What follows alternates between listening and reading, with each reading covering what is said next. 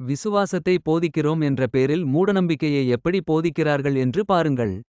கூரை வீட்டில் இருக்கிறவங்க நான் சொல்றது செய்வீங்களா? இன்னைக்கு செய்வீங்களா? போறப்ப ஒரு செங்கல் மட்டும் வாங்கி போங்க வேலைக்கு.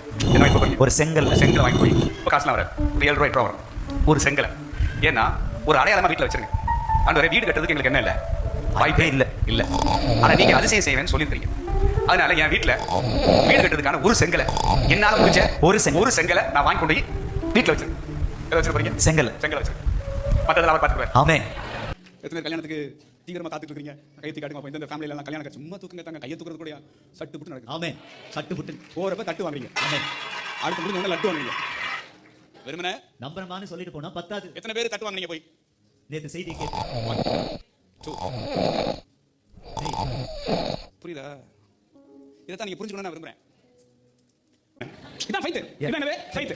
அதனால இப்ப நாங்க முடிஞ்ச உடனே என்ன வாங்க போறோம்னா தொட்டிலும் கயிறு வாங்கிட்டு வீட்டுக்கு போறோம். போறப்பே மறக்க முடியாத நினைவு பரிசு இங்க வந்ததுக்கு தொட்டிலும் கயிறு வாங்கி போறோம். ஆமென். அல்லேலூயா சொல்லுங்க. ஏண்டா எல்லாத்தையும் வாங்குறீங்க, தொட்டில் கயிறு வாங்குறீங்க. அப்ப வந்தா எப்பற ஆட்டுவேன் கேட்டா என்ன பதில் சொல்றது? பிறந்தோட வாங்க மாட்டான், வாங்கவே மாட்டான். சொந்த வீடு கட்ட ஆசைப்படுறவங்க செங்கல் வாங்குங்க. கல்யாணம் ஆகாதவங்க தாம் போல தட்டும், குழந்தை இல்லாதவங்க தொட்டில் கயிறும் வாங்கி வீட்டுல வச்சு ஜெபம் பண்ணா உங்க பிரச்சனை தீர்ந்துவிடும்.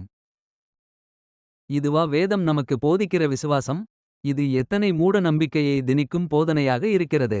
பூசாரிகள் பிரச்சனைக்கு பரிகாரம் சொல்வது போல இருக்கு இவங்க போதனை. குட் டே பிஸ்கட் காலையில் எழுந்துட்டு ஃபர்ஸ்ட் சாப்பிடுவோம் பல் வலிக்கிட்டு.